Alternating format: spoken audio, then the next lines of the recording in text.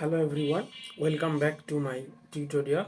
I am Tarek. Today I am talking about how to calculate present value of annuity and future value of annuity in Microsoft Excel. At first we calculate how to calculate present value of annuity, that means PVA.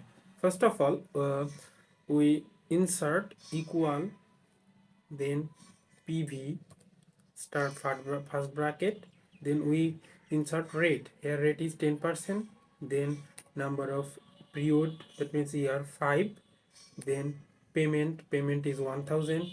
Future value is not available here, so we insert 0, and type, that means it is cash outflow and it end of the period, so we insert 0 here and close the bracket and enter.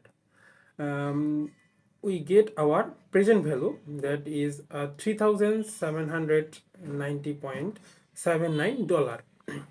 Now we calculate future value of annuity, that we insert equal, then start similarly first bracket,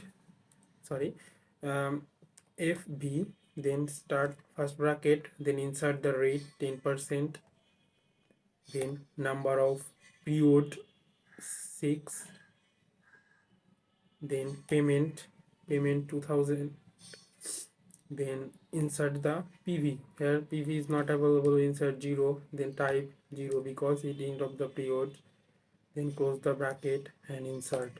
Here we get our future value of annuity. So this is the simplest way to calculate PVA and FVA in Microsoft Excel. Thank you.